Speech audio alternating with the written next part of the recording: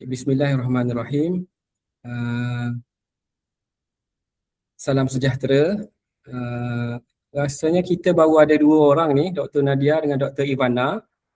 Dr. Nadia dan Dr. Ivana boleh dengar ke suara saya? Dengar. Jelas. Baik, Bismillahirrahmanirrahim. Saya mewakili penganjur mengalu-alukan kehadiran tuan-tuan dan puan-puan dan mengucapkan jutaan terima kasih di atas sokongan dan kepercayaan tuan-tuan dan puan-puan di dalam International Conference of Language Education, Humanities and Social Science. Baik, sebelum tu saya mohon untuk tuan-tuan dan puan-puan mengaktifkan kamera dan mengisi borang kehadiran sebagaimana yang telah diberikan. Ada dapat ke borang kehadiran tu? Isi link borang kehadiran? Ke tiada? Dia sama dengan yang pagi tadi ke tak? Ke lain? Yang lain, yang ni sesi lain. Tak ada dapat ya? Tak dapat lagi. Okey, mungkin kejap lagi saya dapat, saya akan bagi. Okey, baik. Mohon untuk aktifkan kamera dan pastikan bersama saya. Baik, untuk selanjutnya saya ingin jelaskan beberapa perkara mengenai tata cara atau format yang kita akan gunakan pada hari ini, di mana saya sebagai moderator, saya akan bentangkan recorded video yang tuan-tuan dan puan-puan telah sediakan dan saya akan akhiri dengan ruang untuk sesi soal jawab. Dan sekiranya tiada persoalan atau pertanyaan daripada peserta, maka saya akan teruskan dengan pembentangan yang selanjutnya. Baik, saya rasa, sebelum tu saya rasa masih ada beberapa pembentang yang tidak join lagi dan saya rasa ada 3 saja sekarang ni bersama saya. Dan saya akan teruskan dengan pembentangan sebagaimana list yang telah diberikan pada tuan-tuan dan puan-puan, di mana Encik Ahmad Syahriman ada ke di sini? Okey, baik, tanpa melengahkan masa tak apa, saya teruskan saja dengan sesi pembentangan yang pertama, iaitu pembentangan yang akan disampaikan oleh Mr. Ahmad Syahriman bin Ahmad Tekmizi. Saya akan bentangkan video beliau dahulu dan sekiranya ada apa-apa pertanyaan, boleh kemukakan. Harap-harap Encik Ahmad Syahriman adalah kejap lagi. Baik, tanpa lengahkan masa, saya mulakan dengan video pembentangan yang pertama. Okey, baik, terima kasih.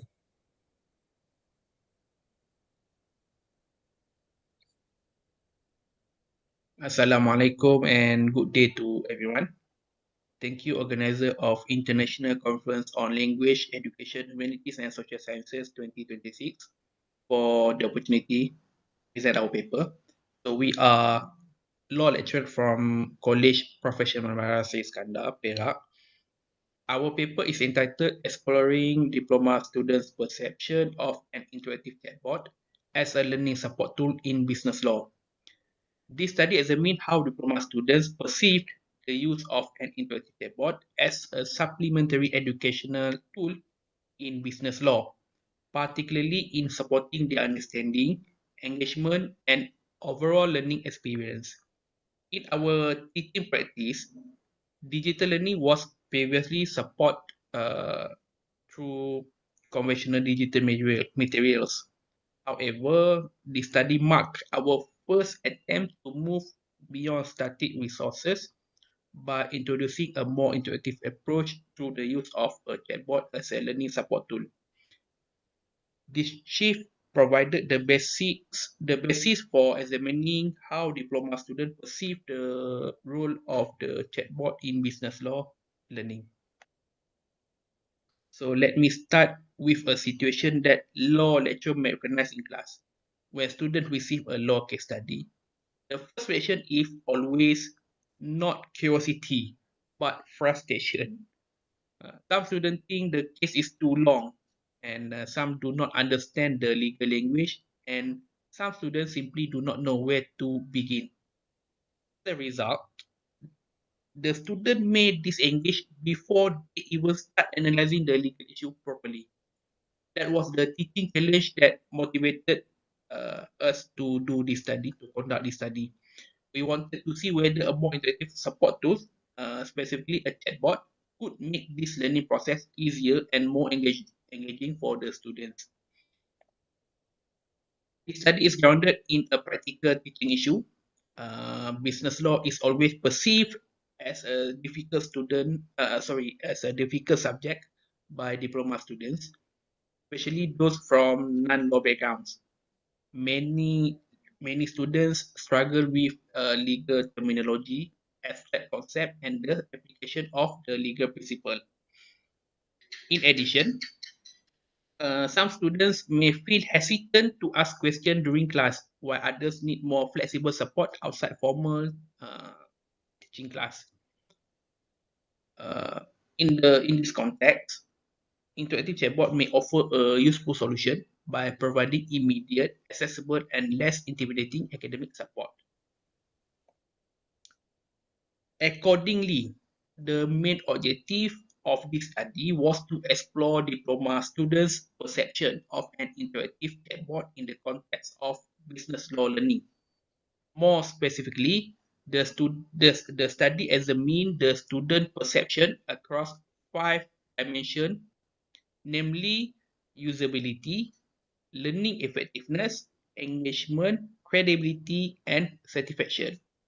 Through this exploratory approach, the study aimed to generate preliminary evidence on the pedagogical value of chatbot-supported learning in legal education. So this slide highlights 2 main points from the literature.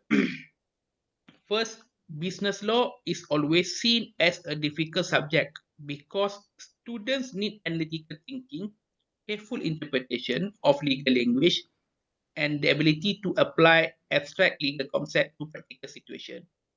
As a result, many students um, find the subject technical, content heavy, and difficult to relate to real life. Secondly, the literature shows that a chatbot has strong potential in education.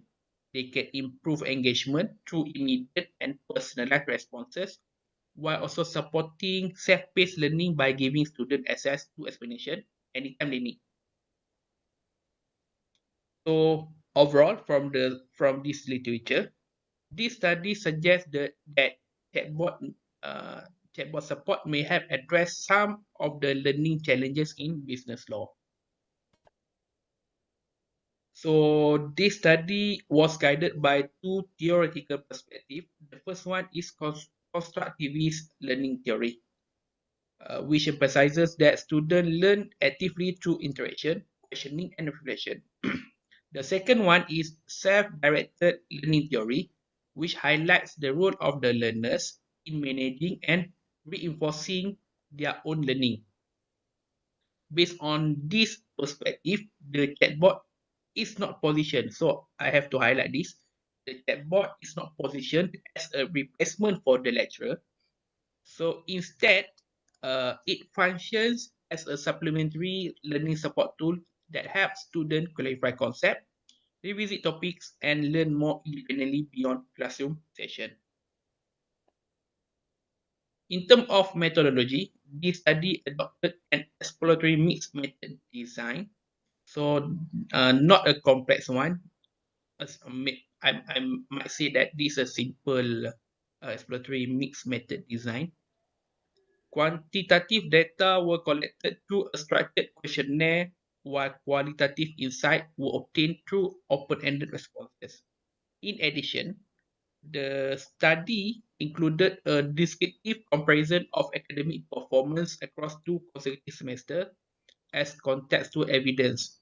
In the first semester, no chatbot used as a learning support tool, and the second semester, the use of chatbot as learning support tool. So the sample consisted of 41 semester 4 diploma students from Diploma in Business Information Technology program at College Professional Merasi Iskandar. These participants were particularly suitable because they were studying business law as non-law majors. So these are the findings from the study. The main quantitative findings indicate that students responded positively to the chatbot across all the 5 measured dimensions. The mean scores range from 3.39 to 3.69 out of 4, which reflects a generally high level of acceptance. Among all dimensions, learning effectiveness recorded the highest mean score. Okay, learning effectiveness recorded the highest mean score, followed by satisfaction and engagement. So these findings suggest that students generally view the chatbot as useful, supportive, and beneficial to their learning experience in business law. So in terms of reliability, the study also found that the instrument demonstrated strong internal reliability. All major constructs recorded comma alpha value above 0.85, with learning effectiveness and satisfaction exceeding 0.90. This indicates that the measurement items were highly consistent. In addition, strong positive relationships were observed among learning effectiveness, engagement, and satisfaction. The strong association between learning effectiveness and engagement indicates that when students perceive the chatbot as helpful in clarifying legal concepts and reinforcing understanding, they were more likely to interact actively with course materials. Similarly, the strong positive relationship between learning effectiveness and satisfaction suggests that perceived learning benefits contributed substantially to student overall approval of the chatbot as a learning support tool.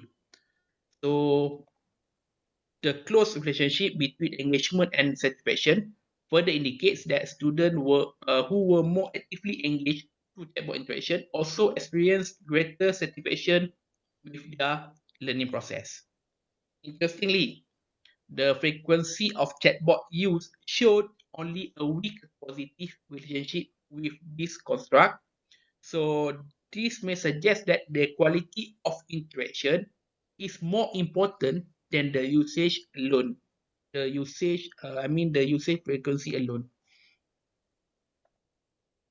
So from the open-ended responses, the broader finding also suggests that students experience the chatbot as a practical and supportive learning companion.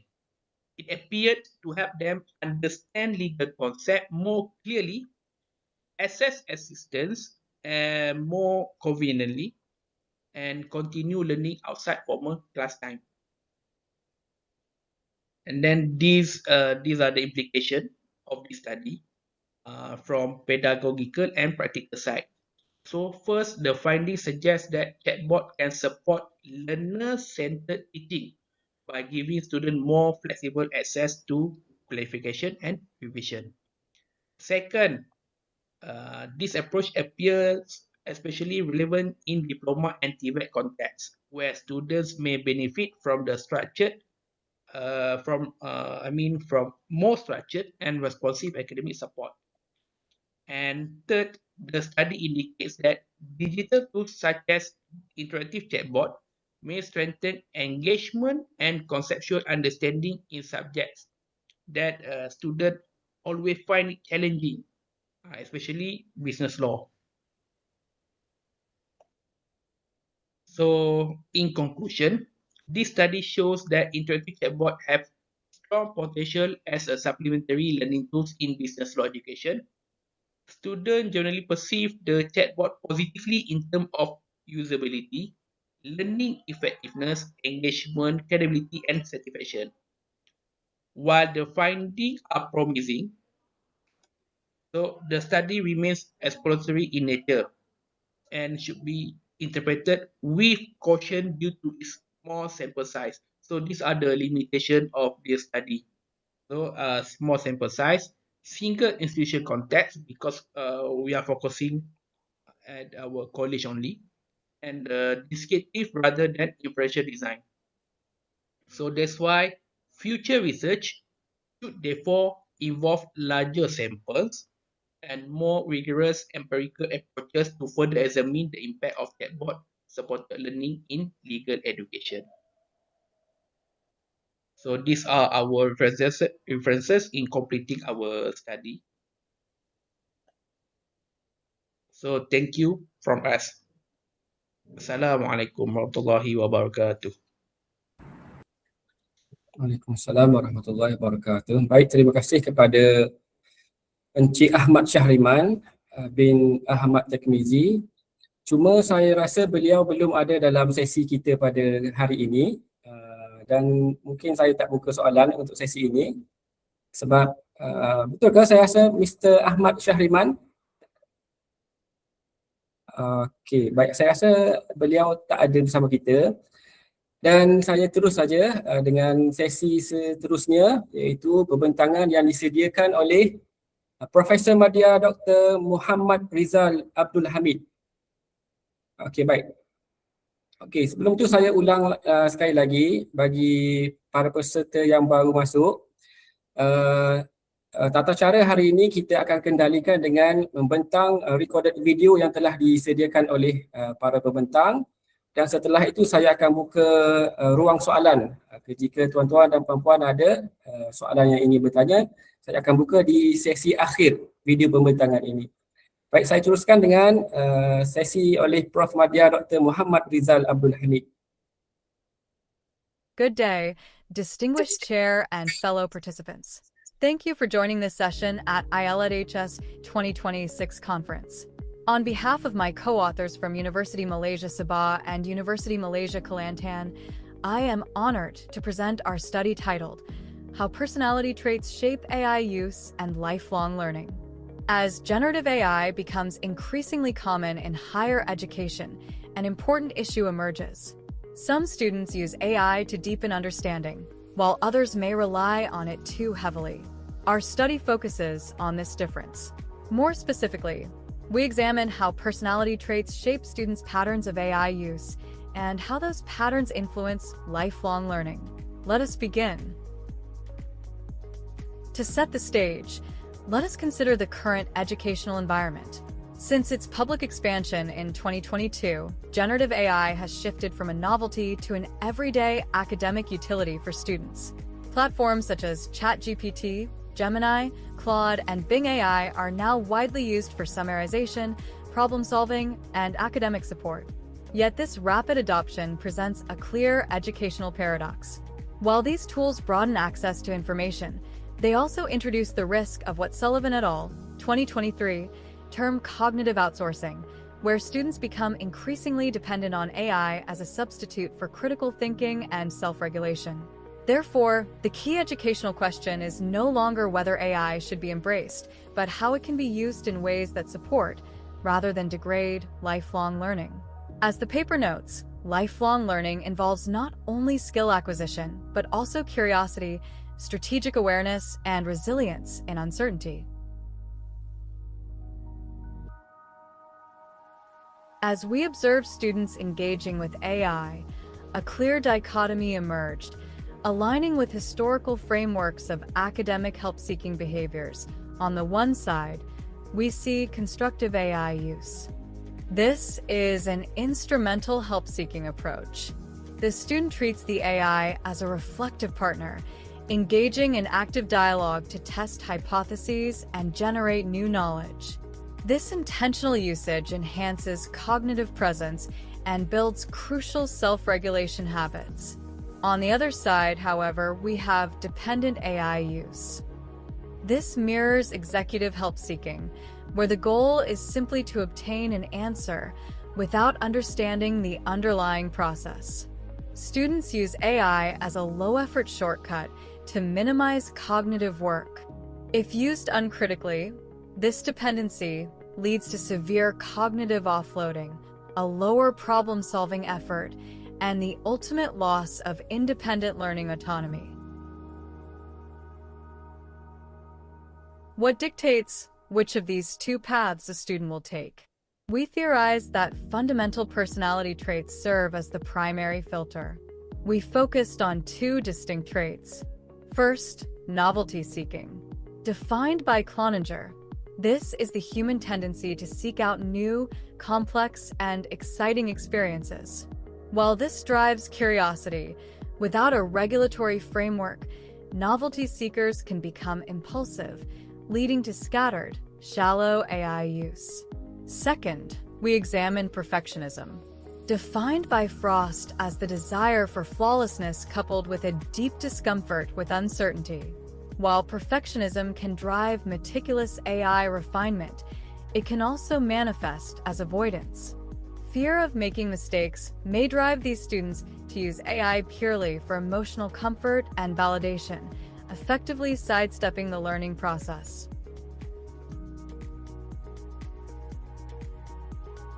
To analyze these psychological dynamics, we utilize a structural model to test 6 direct hypotheses, labeled H1 through H6.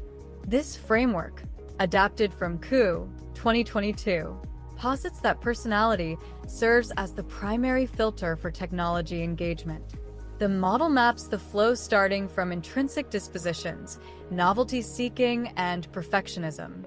These dispositions directly influence specific engagement behaviors, either constructive use, where AI is a reflective partner, or dependent use, where it serves as a low-effort crutch. The journey terminates in the student's capacity for lifelong learning. By testing these pathways, we can determine whether AI engagement ultimately enhances or degrades a learner's long-term cognitive endurance. To move from a theoretical framework to empirical evidence, we conducted a rigorous assessment of the engagement filter. This phase of our study validates the model using real-world data from the higher education landscape in East Malaysia. We surveyed 167 undergraduate students primarily from business and information technology disciplines. Our sample, with a mean age of 21.3 years and a 64% female representation, was recruited using purposive sampling during live lecture sessions. This demographic represents the front line of students currently integrating generative AI into their daily academic workflows. For our analysis, we utilized partial least squares structural equation modeling, or PLS-SEM. This variance-based method is ideal for exploratory research and moderate sample sizes, as it allows us to assess both the measurement and structural models simultaneously while producing robust estimates through 5,000 bootstrap subsamples. The statistical integrity of our data is high. We observed strong internal consistency, with Cronbach's alpha values ranging from 0.82 to 0.89. Furthermore, our constructs demonstrated robust convergent validity, with an average variance extracted above 0.50 and clear discriminate validity via the HTMT ratio. These results ensure that our personality filters are reliable, distinct, and ready for path analysis. Moving to the core results, we utilized a bootstrap analysis with 5,000 subsamples to test the strength of our hypotheses. The data strongly confirms that personality serves as a psychological filter for AI engagement.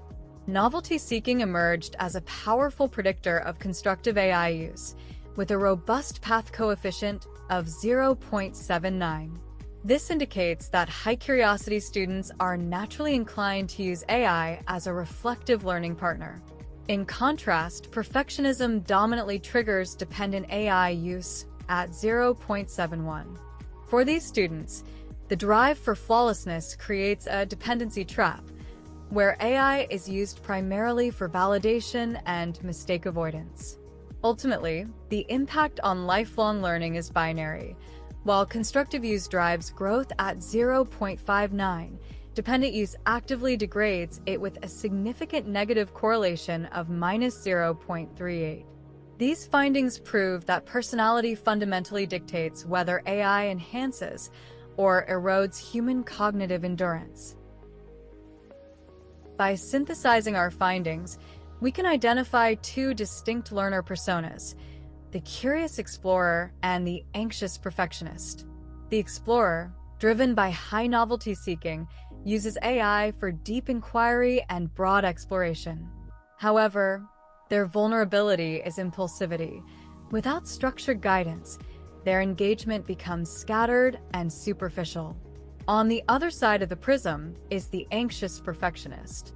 Their high standards often backfire, forcing them into a dependency trap. They utilize AI primarily for validation and mistake avoidance, effectively substituting true mastery with a shield against failure. Understanding these personas allows us to see that the same tool creates two very different cognitive realities. The findings of our study necessitate a core shift in higher education. We must move beyond simply making tools available and start intentionally designing how students think with AI, not just through it. The goal is to ensure technology enhances, rather than degrades, human cognitive endurance. For the curious explorer, those students high in novelty seeking, we recommend a strategy where AI acts as a Socratic partner. Educators should mandate prompts that require the AI to generate counterarguments and critiques. This channels their natural, often scattered curiosity into a more structured and deeper form of critical thinking. For the anxious perfectionist, the intervention must focus on process over product.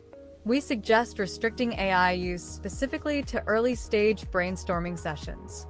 By emphasizing AI's tendency to hallucinate, we force these students to move past their fear of mistakes and retain ultimate ownership and judgment of their work. By moving away from one-size-fits-all policies in favor of these trait-aware strategies, we can bridge the gap between technological utility and genuine lifelong learning. To summarize our findings, we have demonstrated that a student's underlying personality fundamentally dictates their relationship with technology. It is these traits that determine whether an individual treats generative AI as a strategic learning partner or as a detrimental cognitive shortcut that bypasses the work of learning. Ultimately, the effectiveness of AI in education is shaped not by the tool itself, but by the personal tendencies of the student using it. While this study provides robust foundational data, we acknowledge its limitations. Our current findings are based on a sample of 167 students and rely on self-reporting. Therefore, the next phase of research must bridge the gap between intention and behavior. We intend to incorporate real-time behavioral usage logs and longitudinal tracking to provide a more nuanced, objective view of actual digital behavior over time. The path forward, the conclusion for higher education, is a call for a paradigm shift. We must abandon one-size-fits-all policies in favor of student-centered, trait-aware pedagogical strategies. By acknowledging the psychological filter of our learners, we can move toward a future where AI integration intentionally enhances, rather than degrades, the essential human capacity for lifelong learning. Thank you for your attention. I welcome your questions and comments. Baik, terima kasih kepada Profesor Madya Dr. Muhammad Rizal Abdul Hamid di atas satu perbincangan yang saya kira sangat informatif. Dan saya buka sesi soal jawab daripada hadirin sekiranya ada.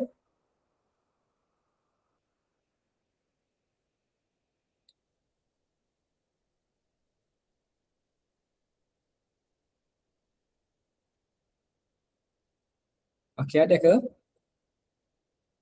Okey. Tuan-tuan dan puan-puan juga boleh untuk menggunakan ruang message, ruang chatting jika ingin bertanyakan apa-apa soalan. Dan satu lagi, mohon untuk tuan-tuan dan puan-puan mengaktifkan kamera kamera masing-masing. Okey, baik, sekiranya tiada.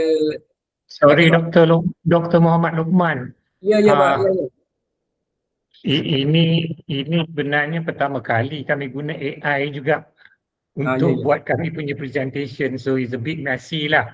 So we are learning how to present better lah, but even though it's my experience lah, we try to do this AI punya presentation. Even though it's AI, it took a lot longer actually to prepare benda ni secara AI. So it's a good experience lah to learn how to prepare this presentation. And just for everyone, we are from Universiti Malaysia Sabah lah, kampus antarabangsa Labuan, daripada Labuan.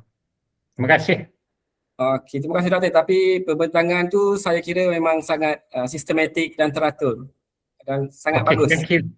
thank you. Baik, terima kasih Prof. Madya Dr. Muhammad Rizal Abdul Hamid.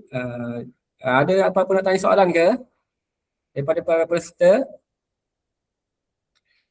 Okey, baik. Sekiranya tiada, saya teruskan dengan sesi pembentangan yang ketiga yang disediakan oleh Dr. Siti Nursaila binti Iledhs. Okey, baik. Hai, selamat kembali. Hari ini kita nak bincang satu isu yang saya rasa ramai pelajar pernah lalui, terutamanya yang dalam bidang sains. Isunya ialah macam mana sebenarnya laporan amali fizik kita dinilai. Ada satu kajian menarik yang cuba jawab soalan ni dan yang bestnya, ia datang dari perspektif orang yang paling penting, para pelajar sendiri yang juga merupakan bakal-bakal guru. Jom kita bedah siasat sama-sama. Okey, kita mulakan dengan satu soalan yang jujur. Pernah tak awak dapat balik assignment, tengok markah, lepas tu terus garu kepala sambil fikir, kenapa markah aku macam ni Apa sebenarnya yang pensyarah nak? Perasaan keliru, campur fras sikit tu, percayalah, ia memang satu pengalaman yang sangat biasa, terutamanya bila kita dah masuk universiti. Dan perasaan ni selalunya jadi satu misteri kan? Lagi-lagi untuk tugasan yang rumit macam laporan amali fizik. Sebab laporan ni bukan setakat jawapan betul atau salah je, tapi dia melibatkan proses, cara kita analisis data, perbincangan. Jadi, macam mana semua tu dinilai? Inilah yang selalu buat kita pening kepala. Jom kita tengok lebih dalam lagi apa sebenarnya punca masalah ni. Isu pentaksiran dalam dunia akademik ni sebenarnya bukan benda baru pun. Tapi kesannya tu, memang besar pada cara kita belajar dan motivasi kita sebagai pelajar. Kajian ni dah kenal pasti 3 cabaran utama. Pertama, tak konsisten. Kriteria pemarkahan tu boleh jadi lain antara satu pensyarah dengan pensyarah yang lain. Kedua, subjektif. Penilaian tu banyak sangat bergantung pada tafsiran peribadi pensyarah. Dan yang ketiga, tak jelas. Kita tak tahu apa sebenarnya yang ditengok untuk bagi markah. Bila tiga-tiga ni bergabung, ia bukan je buat grade tu rasa tak adil, tapi lama-lama kita pun hilang percaya pada sistem tu sendiri. Jadi untuk cari jalan penyelesaian, satu kajian pun dijalankan. Dan apa yang menariknya, kajian ni tak buat andaian sendiri. Sebaliknya, ia direka khas untuk dengar terus dari mulut para pelajar. Suara mereka lah yang jadi panduan utama untuk langkah seterusnya. Matlamat utama kajian ni boleh diibaratkan macam membina sebuah jambatan. Cuba bayangkan, di satu belah, kita ada harapan pensyarah. Apa standard yang mereka nak? Di belah yang lagi satu, kita ada pemahaman pelajar. Macam mana kita nak capai standard tu? Jadi, jambatan yang nak dibina ni ialah dengan menukar penerangan lisan yang kadang-kadang kabur tu kepada alat yang boleh kita guna macam rubrik dan senarai semak.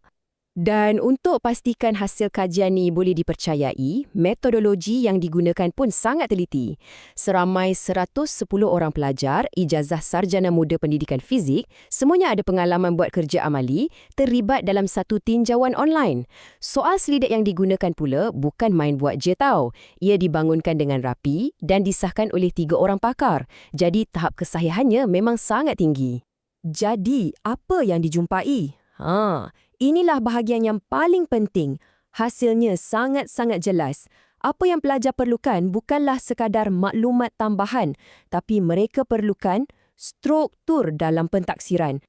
Data ni memang tak boleh tipu. Ia tunjukkan dengan jelas apa yang pelajar paling mahukan. Tengok tu, yang paling tinggi, skor min sampai 4.45 adalah untuk rubrik yang berstruktur. Diikuti rapat dengan senarai semak pemarkahan, skor 4.38. Ini bukti kukuh yang pelajar memang dahagakan alat bantu yang jelas dan nampak depan mata. Bukan sekadar penerangan umum dari pensyarah. Tapi kenapa rubrik ni penting sangat? Sebabnya, pelajar tak nampak rubrik ni sebagai alat untuk pensyarah bagi grade je. Tak. Bagi mereka, ia adalah alat untuk belajar sendiri. Dengan adanya rubrik yang jelas, mereka boleh semak kerja sendiri sebelum hantar. Ia macam menterjemahkan bahasa kayangan pensyarah kepada sesuatu yang kita boleh faham dan buat. Inilah sebenarnya konsep assessment for learning. Sama juga dengan senarai semak. Keperluan kedua tertinggi tadi, ia berfungsi macam checklist sebelum kita pergi bercuti. Pastikan semua benda penting ada, tak ada yang tertinggal. Dan bukan setakat bantu pelajar je, ia juga mudahkan kerja pensyarah tau. Proses menanda jadi lebih seragam dan telus untuk semua orang. Adil kan? Jadi, ini membawa kita kepada kesimpulan utama. Isunya bukan sebab tak cukup maklumat. Pelajar tahu kriteria penilaian tu wujud. Masalah sebenarnya ialah tak ada struktur yang jelas. Ada jurang besar antara tahu apa yang perlu dibuat dengan macam mana nak buat. Jadi penyelesaiannya, alat-alat macam rubrik ni lah yang boleh terjemahkan semua kriteria tu jadi langkah-langkah yang kita boleh ikut. Analogi dari kajian ni memang terbaik. Ia merumuskan semua benda dengan sempurna. Bagi penerangan lisan saja tapi tak bagi rubrik, ibaratnya macam kita beritahu kawan kita destinasi percutian idaman, tapi kita tak bagi dia peta untuk sampai ke sana. Pelajar perlukan peta tu, dan rubrik serta senarai semak, itulah peta mereka. Sekarang mungkin ada yang tertanya-tanya kenapa hasil kajian ni penting sangat, terutamanya untuk kumpulan pelajar yang dikaji, iaitu bakal-bakal guru. Sebabnya, ia mewujudkan satu kitaran yang sangat positif. Bila bakal guru ni lalui sendiri proses pentaksiran yang adil dan telus masa mereka belajar, mereka akan belajar macam mana nak menilai kerja dengan baik. Kemahiran ni sangat penting.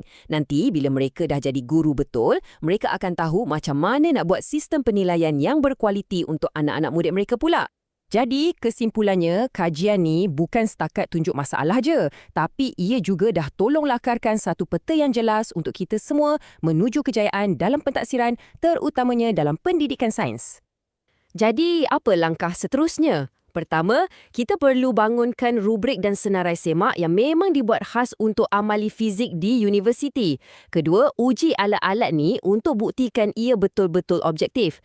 Dan yang paling penting, gunakannya bukan setakat untuk bagi markah akhir je, tapi jadikan ia sebagai sebahagian daripada proses belajar dalam kelas. Kupasan ini tinggalkan kita dengan satu persoalan besar untuk kita fikirkan bersama. Tak kiralah dalam bidang apa pun, macam mana kita sebagai pendidik dan juga sebagai pelajar boleh bekerjasama untuk pastikan setiap orang bukan sahaja tahu ke mana mereka nak tuju, tapi juga dibekalkan dengan peta yang paling jelas untuk sampai ke sana dengan cemerlang. Fikir-fikirkan. Okey, baik. Terima kasih. Satu pembentangan yang saya kira sangat penting bagi kita untuk kita tengok balik. Okay, terima kasih kepada Dr. Nur Saila binti i-LEdHS, dan saya buka persoalan jika ada daripada audiens.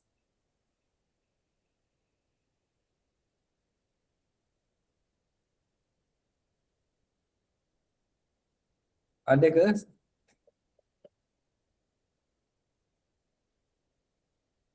Okey, tuan-tuan dan puan-puan juga boleh kalau nak guna ruangan chat untuk bertanya soalan. Okey, jika tiada saya teruskan dengan pembentangan yang keempat yang disediakan oleh Encik Amiruddin Junli.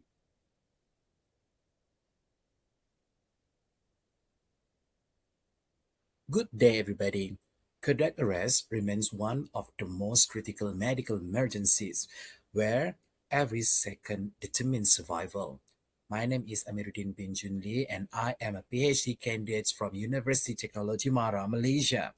Today, I would like to present the development and validation of a Malay language assessment tool for adult CPR literacy, known as i-CPR. This project leads by Dr. Siti Nur Ismailina Isa as a team leader, followed by Dr. Farah Shafira Ibrahim, Associate Professor Dr. Ajau Danis, Professor Dr. Muhammad Said Nurumal, Madam Roslinda Isa, and myself as PhD candidates Amiruddin Junli. As illustrated in this graph, the survival from the cardiac arrest declines rapidly with every minute without CPR. Cardiac arrest is a life-threatening emergency and immediate CPR is a key determinant of survival and neurological recovery. However, any delay in initiating CPR significantly reduces the survival outcomes. Despite its importance, CPR literacy among healthcare providers remains inconsistent. Evidence shows poor retentions of knowledge and skills over time. In addition, limited exposure to real cardiac arrest cases reduces both confidence and performance among healthcare providers. Findings from both local and international studies demonstrate variability in CPR knowledge. In Malaysia, only 35.2% of nurses were found to have adequate understanding of CPR procedures. Other studies reported moderate knowledge levels among healthcare providers, and globally, it shows similar patterns are observed, including in Ethiopia and Namibia, where poor CPR literacy has been linked to suboptimal clinical practice. These findings highlight a consistent gap between expected competency and actual preparedness. Despite these findings, there is currently no validated Malay language instrument to assess the adult CPR literacy. Without a standardized tool, it is difficult to evaluate training effectiveness, identify knowledge gaps, or to guide the curriculum development. This represents critical gaps in CPR education and training, particularly in Malaysian context. Therefore, in this study, we aim to develop and validate the Adult CPR Literacy Questionnaire, or known as SCPRL, specifically for healthcare providers. This study was conducted in 2 phases. Phase 1 involved questionnaire development, followed by the content validity and phase validity. And the phase 2 involved a pilot testing to assess the reliability of the instrument. The SCPRL initially consisted of 25 multiple choice items developed based on the NCOD guidelines and relevant literature. The instrument were designed to capture the key domains of the CPR literacy. These include CPR steps, high-quality CPR, AED applications, and integrations of CPR with the clinical decision-making. Specifically, 8 items focus on CPR steps, 9 on high-quality CPR, 6 on the AED applications, and 2 on integration. These distributions ensure that the instrument reflects essential components of adult CPR practice. Content validity was evaluated by 10 experts, including emergency physicians, family medicine specialists, and educators. All items excellent relevance, with most achieving an item content validity index of 1. The overall scale content validity index was 0.99, indicating strong agreement among experts. This confirms that the instrument adequately represents essential domains of adult CPR practice.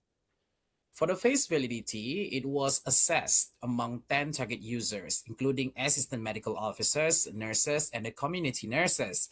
The results shows high level of clarity and comprehension, with a scale phase validity index of 0.98. These indicate that the instrument is understandable and appropriate for the intended users.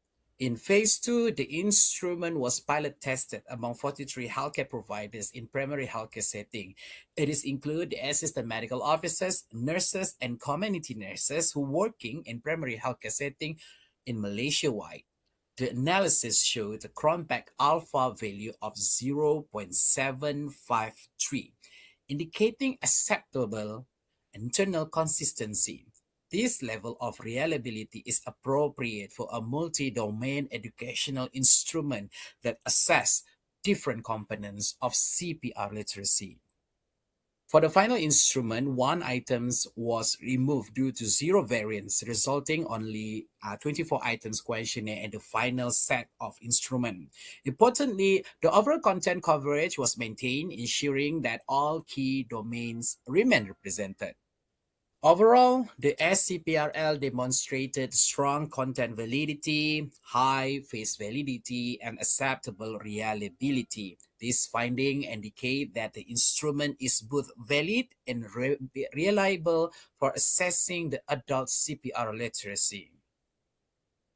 The SCPRL provides a structured approach to identify the CPR knowledge and knowledge gaps among healthcare providers. It supports training needs assessment and help guide the development of target refresher training programs.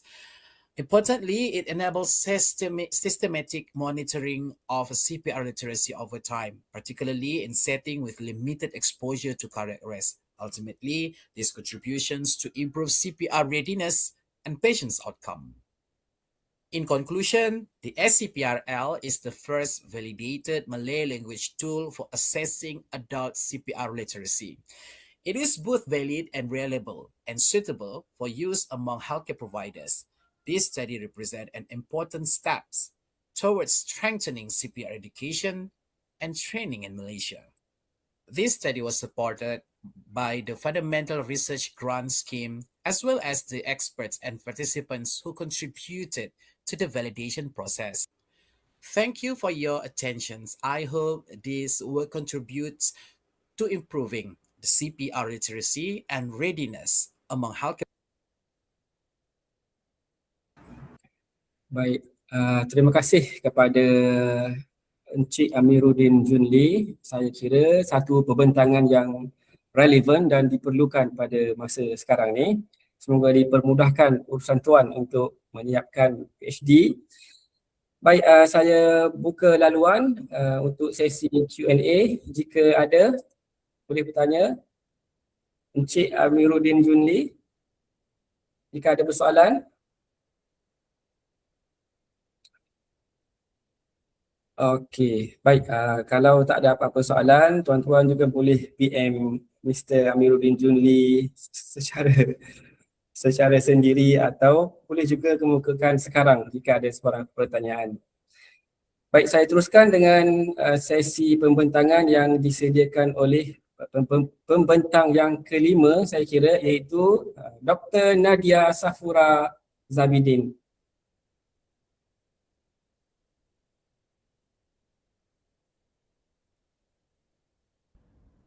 Assalamualaikum and a very good day. My name is Nadia Safura binti Zabidin. I'm from Faculty of Civil Engineering, University Technology Mara, Cengkeh Campus. Today I would like to present my conference paper titled Socio-Technical Readiness, Bridging AI Building Capacity and Human-Centric in Higher Education Pedagogy. The rapid integrations of artificial intelligence (AI) within higher education has transformed the conventional pedagogy into digitalization driven that redefine teaching methodologies, learning engagement, and academic assessment practices. As generative AI and adaptive learning system became ubiquitous, universities faced complex challenges in balancing socio-technical readiness with institutional building capacity and also human-centric pedagogy. This pressure is particularly visible in the field of civil engineering, where the transformations demand towards Industry 5.0 and Education 5.0 competencies in building information and AI-assisted structural analysis tools. Hence, the urgency to push towards sustainable AI technical infrastructure must be strategically aligned with robust data governance mechanisms and comprehensive digital literacy framework. Despite rapid advancement, a primary responsibilities remain crucial to align with human-centric pedagogy, which prioritize critical thinking, institutional ethics, and purposeful instructor-peer relationship. The rapid rise of an AI in higher education, specifically within civil engineering, demands a strategic balance between advanced technical infrastructure like BIM and data governance and a human-centric pedagogical approach that protects critical thinking and also academic ethics. The fundamental discrepancy between the AI building capacity and the SLR of this study is based on the main questions, which is what socio-technical readiness factors are required to bridge the gap between AI building capacity and human-centric in civil engineering pedagogy. To provide a deeper finding, the following sub-questions are addressed. The first research question: what is the current state of AI building capacity components and human-centric pedagogical values within civil engineering perspective? And second research question is: how has the AI building capacity and human-centric implemented in the context of civil engineering? This study explored a comprehensively socio-technical readiness in higher education pedagogy to critically bridge the gap between AI building capacity and human-centered values in civil engineering studies. To achieve the research objective, this study adopts a systematic literature review (SLR) in accordance with the PRISMA method guidelines. By synthesizing global scholarly literature and the best across dynamic database, which is Scopus, this method provides vigorous evidence base to identify socio-technical readiness factors that influence a successful AI adoption. Ultimately, this systematic approach allows for the development of strategic framework to support higher education, sustain and excellent teaching and learning ecosystem. This study adopts the PRISMA method to systematically develop a deeper contextual understanding of previous studies, ensuring transparency, scholarly accuracy, and also methodological reliability. This PRISMA statement enables a comprehensive review of the literature and provide a critically reported of the current state of the field. By adopting this method, the study facilitated a structured evaluation of information across specific stages, particularly focusing on the integrations of AI building capacity and human-centered pedagogy in civil engineering discipline. The PRISMA stage consists of four phases visualized in a structured flow diagram, including identification, screening, eligibility, and also inclusion process. This is a PRISMA analysis flowchart, starting with the database, Scopus database, which is the world's largest abstract and citation database. And then I started with identification process with search query, article title, abstract, keywords contained, which is artificial intelligence, civil engineering, and also education. The publication range I selected was from 2019 until 2026. And then step 2, screening process, I remove duplicates, and then screen titles and also abstract. Then for the limitation, I choose only English language, document types, article, conference, and also books. So for the first criteria, full context availability. Second criteria is final publication stages. The last step, inclusion step, I focus on papers containing descriptions of AI in civil engineering education within the 3 key terms. A comprehensive search of artificial intelligence, civil engineering, and education was used in the Scopus database across publication title, abstract, and keywords that yield primary number of 206 publications. Subsequently, this study restricted to English language document processing only, thereby decreasing the total number of 144 publications. The accessibility of literature review was evaluated through exclude and non-full text publication, leaving 135 publications for further consideration. In order to maintain academic perspective, the dataset was limited to specific document types such as journal articles, conference proceedings, and books that further narrowed to 133 publications. Finally, the content analysis was performed to eliminate publication content that does not align with the target keywords and yield finalized dataset of 118 publications only. This infographic illustrates the exclusions and inclusion criteria. This is the data analysis and result. The data was systematically collected from the Scopus database and then they are being analyzed using the exclusion and inclusion method. The data analysis began with investigate the annual publication output for a dispersed and significant increase in path between years and number of publications, initiating with only 2 publications in 2019, and then the number of publications increased gradually to 19 by 2023 and expanded rapidly to attain highest of publication, which is 41 publications in 2025.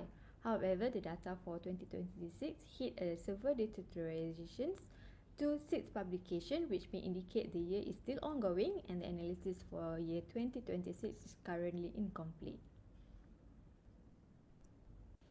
A geographical analysis of the research indicates that the United States is the leading contributor with 30 publications, followed by India, 25 publication rank as the second highest contributor, while China is 13 publications and Canada 8 publications. The remaining publication output were distributed across a very range of countries with moderately lesser individual contribution, reflecting that the global interest in the subject yet remains contemplated with few advancement in countries. The overall composition of research distribution is significantly influenced by conference-based research publications. Conference papers portray for the majority of the publication document at 55%, indicating that these will prioritize instant sharing of knowledge and professional networking through academic meeting. Journal articles represent 24% of the total number of publication document, whereas the remaining distribution between books 11% and book chapters 10%. This output pattern signifies a reasonable consolidation of in-depth theoretical and conceptual development within this study domain. For the meta-analysis, I'm using the VOS Viewer software, a bibliometric mapping generated using VOS Viewer software to provide a thorough overview of these studies. These visualizations output represent the co-authorship and keyword co-occurrence analysis to illustrate the core team network cluster within this field of studies. The co-authorship network map shows that the structural patterns of relationship among researchers contributing to these study domains establishes an intense and extremely interconnected research network that indicating a strong collaborative engagement rather than isolated research effort. The density visualization further emphasizes influential research domain by illustrating the frequency and intensity of key terms within the dataset output. The primary thematic cluster is artificial intelligence, which acts as the primary node linking to others related clusters such as civil engineering and engineering education, which serve as the center pillar of the dataset. Further, higher density cluster contain machine learning, ChatGPT, and higher education, indicating a strong scholarly focus on integrating AI technologies into academic pedagogy. This publication synthesized uncovered that lacking a multidimensional method, the AI adopted continues fragmented and may risking the future engineers graduate who lack of socio-technical maturity to oversee the automated system. The identifications of 5 independent readiness factors is essential for the transformations of civil engineering pedagogy, were identified through the systematic synthesis of the literature review from the PRISMA method according to recurring themes which categorize into the higher order. The first factor, pedagogical alignment, highlights a shift from deterministic approaches to probabilistic student-centered models to ensure AI-generated output are aligned with the pedagogy standard. Subsequently, the technical competency and literacy factor were identified to measure the student's ability to critically validate the AI usage to avoid any inaccurate and misleading output. The third factor, ethically and integrity governance, established as the essential institutional safety and consistent practices to prevent misinformation and misconduct while encouraging responsible in AI usage. The readiness factor is grounded in institution and digital infrastructure, including the integrations of smart laboratories and cloud-based learning systems that enable real-time and data-driven. Finally, socio-technical maturity focuses on embracing the pedagogy gaps by strengthening the competencies required to effectively apply and interpret AI output. This readiness factor form an integrated socio-technical literacy by adopting ethical utilization and robust institutional building capacity. So for the conclusion and recommendations, this integration functions as a socio-technical ecosystem with successful AI adoption is a complex transformation, not just a technology task. Findings show that the critical disintegration between digital infrastructure often outpace the human-centered values. Hence, the finding of this study prove that AI integration enhance digital competency in civil engineering discipline, yet the ethical decline and contextual judgment remain excluding the human competencies. In order to foster an effective and sustainable AI-driven transformation in civil engineering, higher education institutions shall disrupt a holistic pedagogic approach by adopting a suitable future strategy framework to align social-technical pedagogy. Institutions shall shift the current education to adaptive, student-centered pedagogical model in which AI functions serve as catalysts for critical inquiry rather than just only ordinary output generator. And that's all for me. Thank you for your attention for my title, Bridging AI, Building Capacity and Human-Centric in Higher Education Pedagogy. Baik, terima kasih pembentangan yang disediakan oleh Dr. Nadia Safura Zabidin, dan saya kira satu pembentangan dengan slide infografik dan infografik yang kemas dan menarik saya kira. Baik, saya buka laluan untuk audiens jika ada sebarang pertanyaan atau persoalan untuk diajukan kepada Dr. Nadia Safura Zabidin.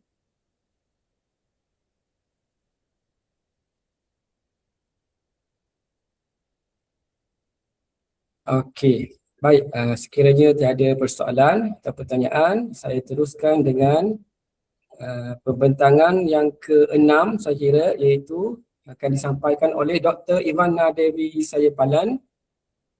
Okey, baik. Hi everyone, my name is Dr. Eva and I'm from UiTM Changapahang Campus Jengka, and today my topic will be the influence of Gemini AI on tertiary education, specifically on learners' vocabulary acquisition, and this was actually an empirical study that used a survey research. And these are some of the things that we will be looking into today and some of the things that will be highlighted. So if I were to ask you guys today, will we be able to live without AI, generative AI, or any forms of AI? The quick answer to that question would usually be no, simply because everything around us revolves around AI. In some cases, even the technology that we use, like the cars that we drive, are powered by AI. So when you talk about tertiary education students and AI, these two, they would always come together.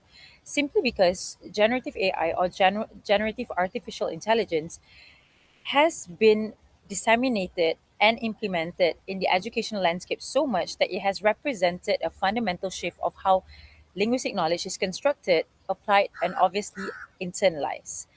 And in the context of second language acquisition, vocabulary mastery serves not just as an important entity, but it actually serves as the primary predictor of both academic success and overall proficiency. It is said that the bigger the language or the vocabulary bank is, the better the student would strive in mastering the language. So, this actually brought my attention to why I wanted to see how generative AI and how it correlates to the students' proficiency, and do they actually need this? Would generative AI, actually help students to improve in acquiring vocabulary? The background of the study is very, very important for me to decide whether this is going to be a timely or relevant study or not. So, if we're looking at the big picture where the academic blueprint has changed for the year 2026 to 2035, Malaysia is no longer just testing AI, but we have made AI a huge part of tertiary education. In fact, the goal is actually to move beyond digital literacy, but towards the mastery of digitalization. So, we are actually in the phase where we want to leverage AI in the students' lives. So this shift, moving from just speculative AI pilots to full-scale integration of things like LLMs like Gemini or even Notebook LLM across public universities, is a given, and it is now part of the students' learning ecosystem. So would they benefit from this, or would it be just one that hinders their progress? So if we're looking at this table closely, we would realize that there is a huge difference between generative AI, LLMs like Gemini AI, to the ones that are very traditional. For instance, when you look at the features of logical, a traditional AI is usually very rigid. It's like there are preset rules. Like if you look at your Waze is actually a form of traditional AI. There are certain rigid set rules, and it's very predictable. The responses are fixed, and it's very task oriented if you look at Alexa and things like that. But if you're looking at generative AI like Gemini AI, it's very contextual, it's very creative, and in terms of the output, it can be a bit like human-like, minus the human touch. And in terms of function, this I think is the biggest takeaway from any generative AI, in a sense that it is usually problem solving, something that students would seek, some things that they would deem as very, very important. As seen on the screen, ladies and gentlemen, like AI these days, generative AI, it does not just function as a system or as a as a platform where students ask questions, but it actually introduces a concept known as dynamic scaffolding. So we all know what scaffolding is, but what is dynamic scaffolding? Dynamic scaffolding allows learners to actually have personalized scaffolding. Why? Because with generative AI, there is no such thing as one size fits all, because the AI is actually able to identify certain students' knowledge gap in real time. And this is simply based on the prompts that are prompted by the students. Besides that, it also provides adaptive support. It provides exact hints, grammar correction, the right spelling. Though sometimes the vocabulary spelling could be a mixture between the ones from the UK and the US, but these two are still support for students. And I think one of the biggest takeaway is actually the inclusivity. If you look at generative AI, it is very, very inclusive, regardless of the kind of students you are, regardless of the type of learners that you are, regardless of the background that you come from. It is a non-judgmental zone where it's very private and students are not judged. And this provides them that dynamic scaffolding that they probably are seeking for as they learn. These are several problem statements to why this study was conducted, and I think one of the biggest reason or would definitely be how Gen AI has actually turned or introduced new complexities when it comes to learning anything related to linguistics. And actually, this actually includes linguistic hallucinations. And one of the biggest issue is actually erosion of critical thinking. But when we talk about erosion of critical thinking, does it really erode critical thinking, or does it at the same time enhances critical thinking between learners? So let's find out. So in this study, two very simple research objectives and questions were outlined. And the first one is to actually determine the effectiveness of Gemini AI in enhancing vocabulary acquisition. And second is to compare vocabulary learning outcomes of students using Gemini AI against those using conventional acquisition techniques. Bear in mind that this was a survey. Students were given a survey to answer, and results were taken directly from the survey. Here are actually some of the literary reviews that were part of the study, and I'm just going to read one which I feel is a very solid reason to pursue this study, or to actually have this literary piece in my paper, which is researchers have found that Gemini's ability to provide real-time adaptive feedback creates a low anxiety environment, encouraging students to experiment with complex lexical structures that they might avoid in traditional classrooms. In a traditional classroom, students may find it a bit more thought provoking, obviously, but also the anxiety may be a bit bigger because they would feel like they're being judged. But like I've mentioned earlier, with Gemini AI being that platform that does not judge, this actually creates an environment where it's of lower anxiety, and at the same time, when the anxiety is low, the effective filter is at a level where students can perform best. So just like any other teaching approaches or teaching methods or teaching tools that we use in the classroom, definitely we would face challenges in implementing them. So when we talk about the implementation of Gemini AI, among the challenges that we face would be obviously the first one, the risk of plagiarism among students, erosion of original thoughts, because some students may be very, very highly dependent on this AI.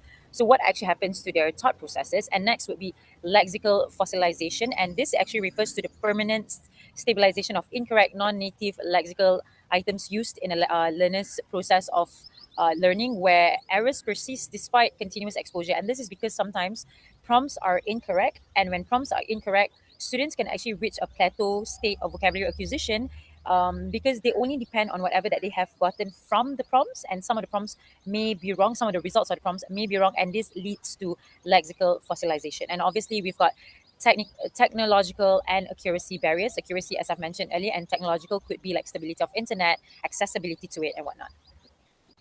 So this is where things get interesting. What was the methodology used in the study? Basically, this was a quantitative empirical study where I focused on a survey research design. A survey was conducted to systematically capture and actually quantify my students' learners' experiences and their perceptions in using Gemini AI. And in total, there were 15 tertiary learners that were taken from a public university in Pahang. And the sampling technique used was actually purposive sampling, because I specifically wanted to see how students who actually engage in English perceive, and how it actually influence their learning experience and acquisition of vocabulary with the usage of Gemini AI and without the usage of Gemini AI.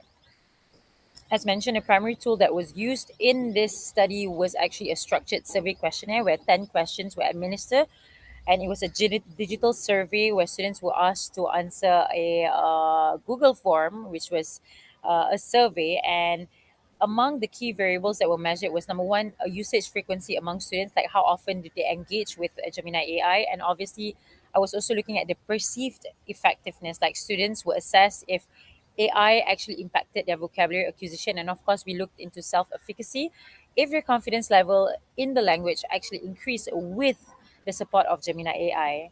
And the results that I will share with you guys in a bit are actually quite interesting. In terms of the procedure of how this study was conducted, a digital survey was administered through Google Form. Obviously, um, consent was given by the students before they actually answered the survey.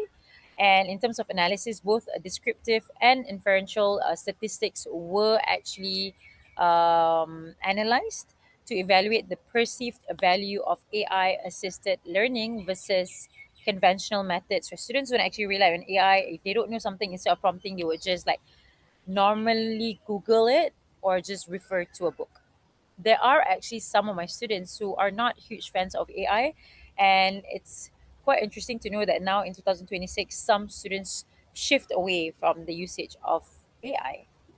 And these are what I've been meaning to actually share with you guys, the results and the findings. So in terms of learning performance, with the usage and support of Gemini AI, it was seen that the learning performance is more superior, and the analysis actually yielded a pool of Cohen's d of 0.61, indicating a solid medium effect size for retention gains.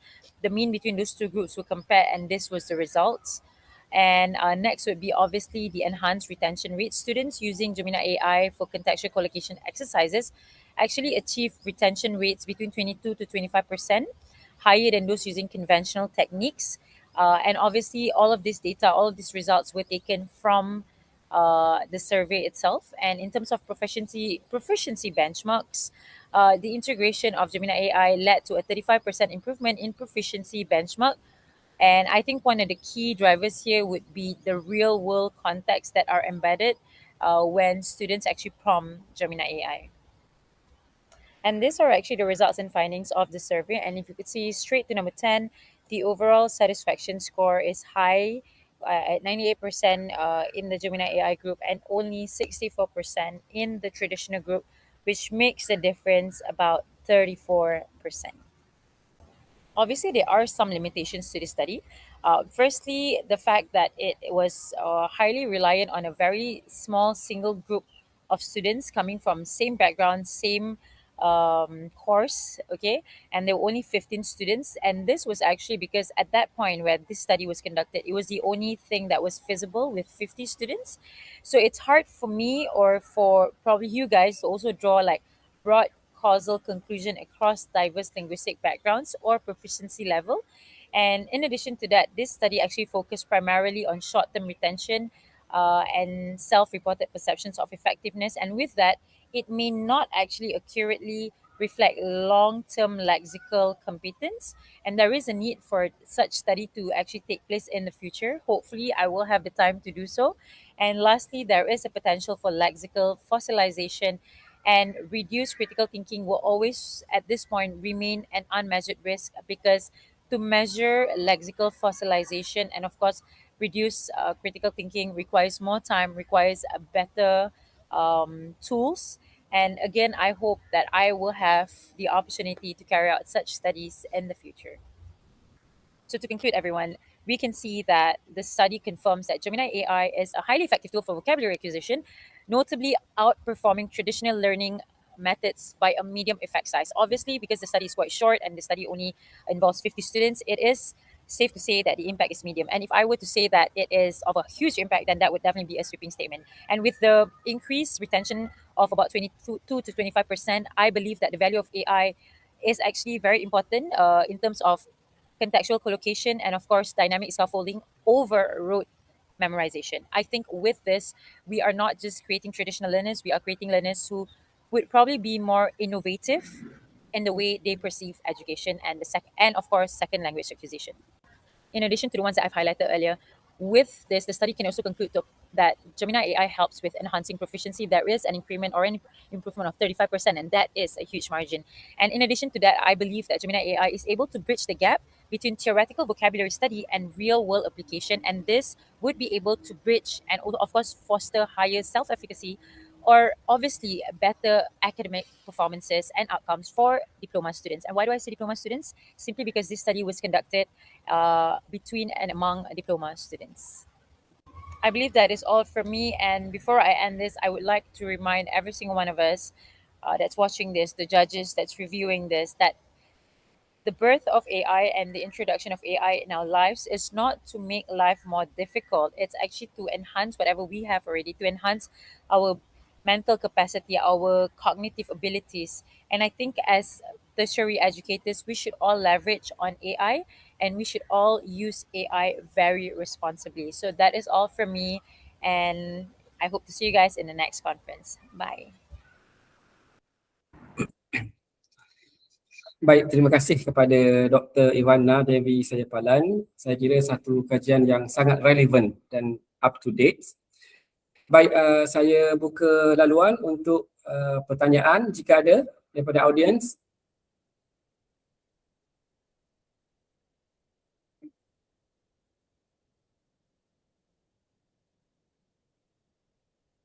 Okey, baik. Sekiranya tiada sebarang pertanyaan atau persoalan, saya terus ke sesi pembentangan terakhir oleh Mrs. Nur Adnin binti Zuhar.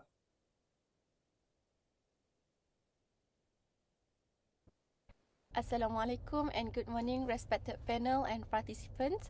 My name is Nur Adnin binti Zuhar from College Polytech Mara, Kota Baru, Kelantan.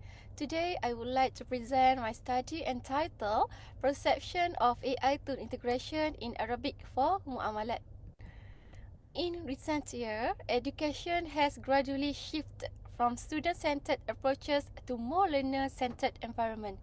Students today tend to prefer flexible learning, independent learning, and personalized experience. At the same time, AI tools such as ChatGPT have become increasingly accessible in supporting learning. However, an important question remains: how do students actually perceive the use of AI in learning Arabic, particularly in Arabic specialized context? This study aims to examine students' perception based on 5 key dimensions, which is first, engagement, second, interaction, third, behavior intention, fourth, satisfaction, and the last one is perceived academic performance. This dimension represents what I describe as a student perception ecosystem in AI-supported learning. This study focuses on a specialized subject, which is Arabic for Muamalat. This subject combines Arabic language learning and Islamic finance knowledge. Therefore, it requires linguistic precision and contextual understanding. This creates a complex learning environment where AI may provide support but may also have certain limitations. This study employed a quantitative descriptive design using a cross-sectional survey. The participant consists of 60 diploma students with 48 valid responses collected, representing an 80% response rate.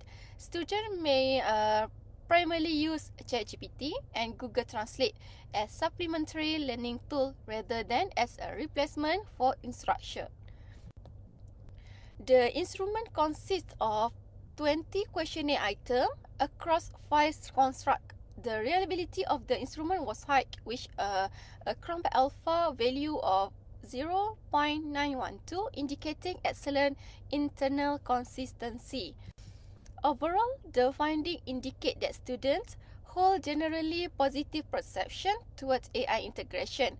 The highest mean score was first interaction, which is mean 3.92, and the lowest one was behavior intention, which is mean 3.73. This suggests that students appreciate AI but remain cautious in adapting it extensively. The highest rated item was I feel free to ask questions using AI tools. This suggests that students perceive AI as reducing hesitation, supporting communication, and creating a more open learning environment. A key insight from this study is the balance between AI, which is artificial intelligence, and the human educator. AI provide immediate access to information, continuous support, whereas educator provide contextual understanding guidance. The findings suggest that AI perceived to enhance engagement and interaction, particularly by encouraging participation in and supporting collaboration.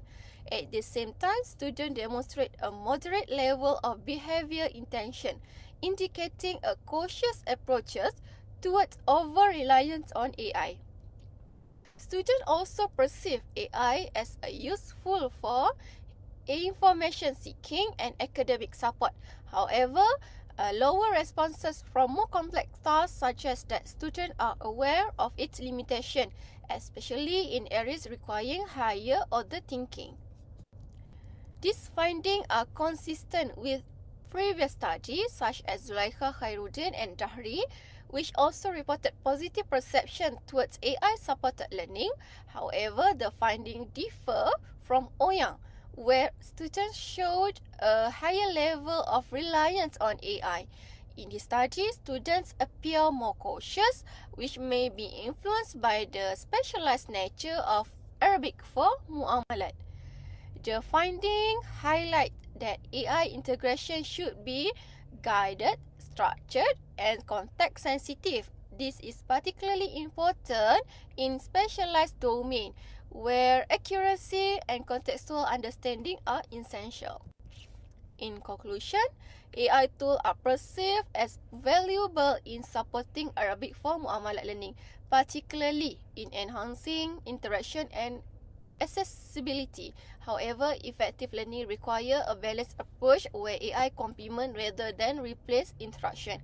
So, for the key takeaway from this study is AI should function as a co-pilot, not the captain. Future research may examine long-term learning outcome, apply more advanced analytic method instead of descriptive, and explore similar contexts in other disciplines. Thank you for your attention. I welcome any question or feedback. Thank you.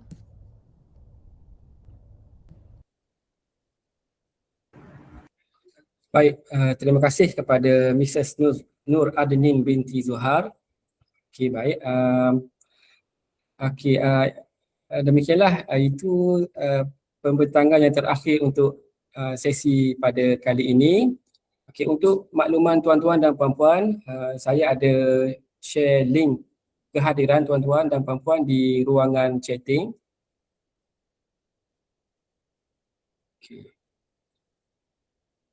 Baik, hadirin sekalian, berakhirnya 7 pembentangan itu tadi, maka berakhirlah sesi kita pada kali ini.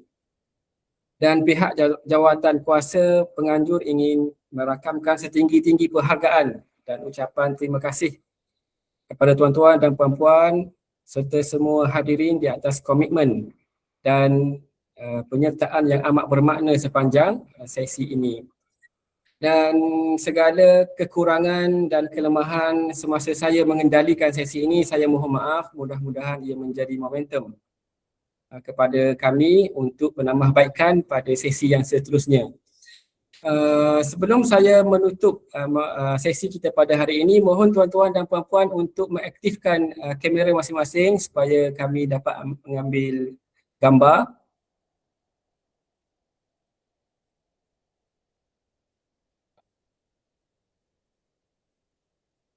Okey.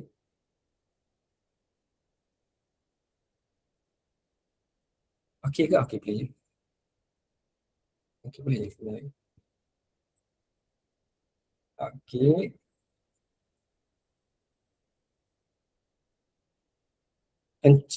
Okey. Okey, baik. Dr. Siti Nur Saila, Jika boleh doktor. Okey, baik. Terima kasih. Okey, baik. Dengan kiraan satu, okey, satu, okey, sekejap saya tunggu technician. Okey, boleh? Okey, sekejap ya.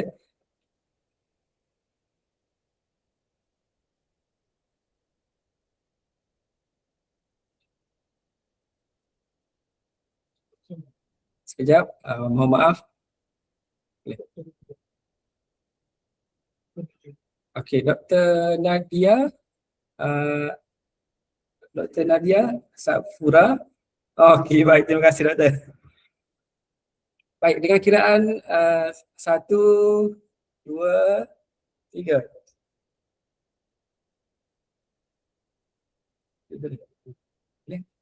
Okey, baik, terima kasih pada tuan-tuan dan puan-puan di atas kerjasama yang sangat baik sepanjang sesi ini.